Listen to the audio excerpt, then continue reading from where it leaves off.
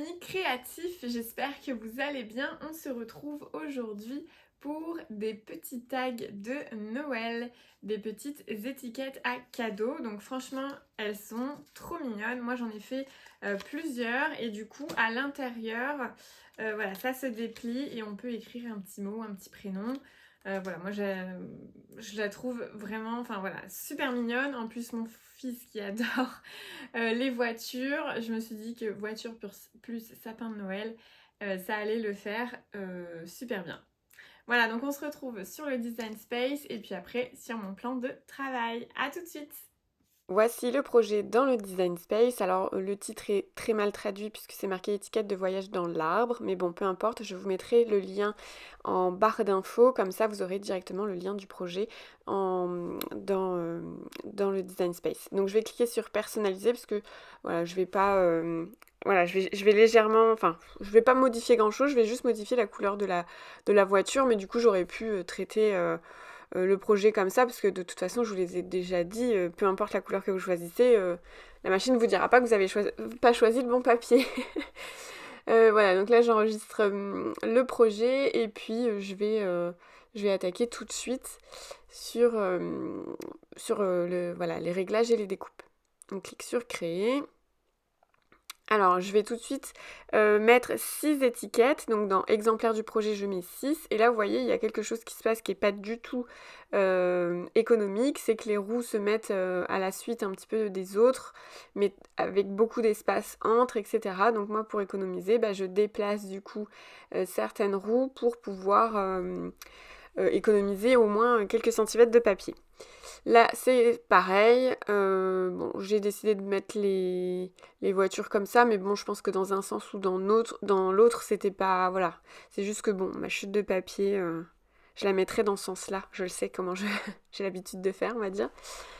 Et puis voilà, on va cliquer sur créer et au niveau du réglage, eh bien, je pense que vous avez l'habitude. Je choisis papier cartonné moyen 216 grammes et je coche enregistrer les paramètres de matériaux. Je vais avoir besoin du coup du stylo noir et de la lame à pointe fine pour le blanc et le vert. Par contre pour le rouge, il y aura besoin de rainé également pour faire les petits plis de la petite voiture.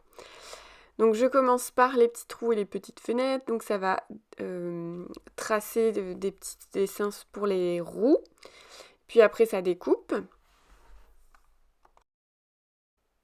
Puis j'enchaîne du coup avec la structure donc, de la voiture qui est pliée en deux du coup.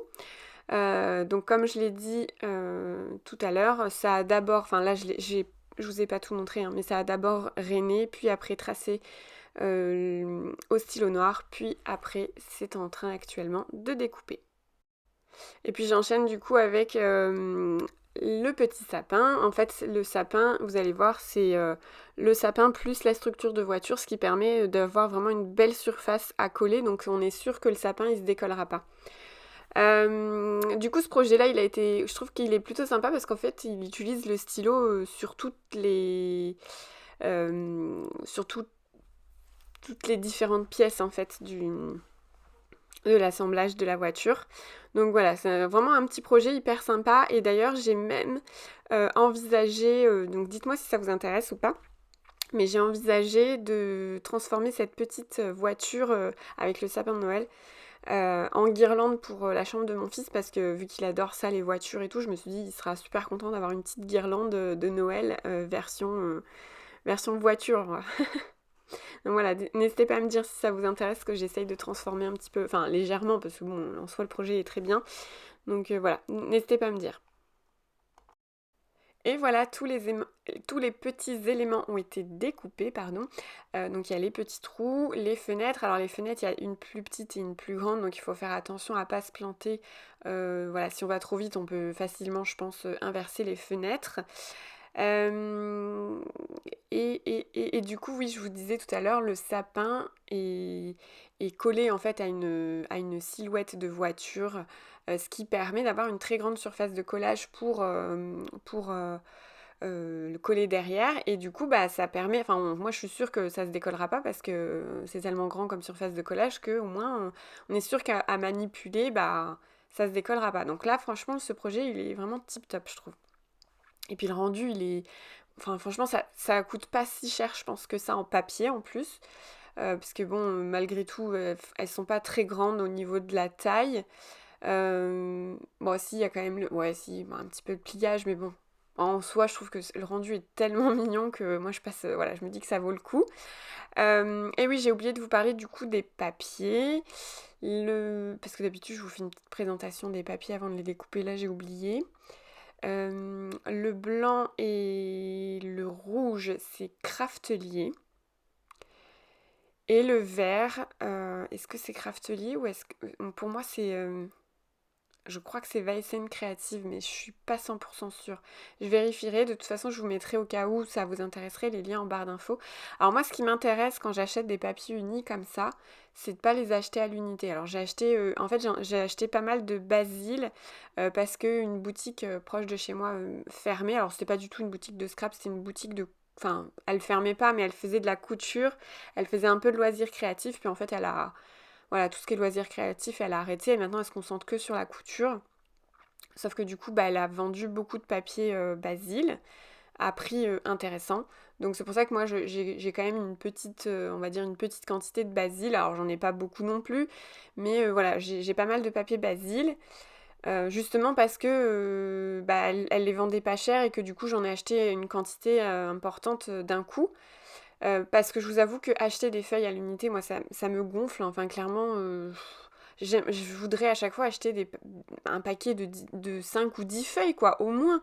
Parce que franchement, ça va vite, quoi. Quand t'as besoin d'un projet, des fois il te faut 2 feuilles et puis bah toi t'as qu'une feuille, quoi. C'est un peu galère. Donc moi c'est pour ça en fait que la plupart du temps je galère un peu sur mes projets. C'est parce qu'en fait je vais avoir une feuille de ci, une feuille de ça, enfin bon, bref, c'est pas hyper grave non plus, mais du coup, j'aime bien que, voilà, que ce soit chez Weissen Creative ou chez Craftelier, le fait qu'ils vendent une certaine quantité de papier, hein. Souvent, je crois que c'est des lots de 5 ou 10, je sais plus, ça dépend peut-être les feuilles. Mais voilà, par exemple, les rouges, c'était un lot de 5, je crois. Et du coup, c'est un peu texturé un petit peu aussi comme les basiles. Moi, j'aime bien les basiles pour ça. Elles sont légèrement texturées et du coup, j'aime bien. Bon, enfin, voilà, un petit râlage, on va dire, sur le papier, même si c'est pas vraiment râler, mais c'est juste une question de préférence. Je me suis rendu compte que d'acheter des feuilles à l'unité, au final, c'est un peu... Enfin, voilà, c'est un peu pénible, quoi. Après, je comprends, par exemple, que quand ce soit des collections de papier à motifs, bah oui, ils les font à l'unité ou en lot comme voilà pour une collection, mais je me dis quand c'est du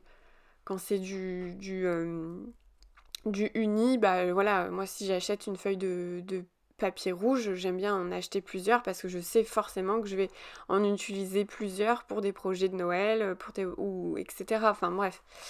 Vous avez compris le truc, quoi, je pense.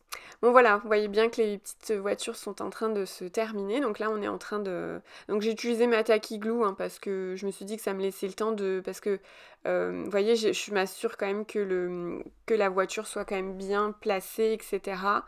J'aurais pu utiliser la bloc éventuellement. C'est vrai que Bon, voilà, peu importe.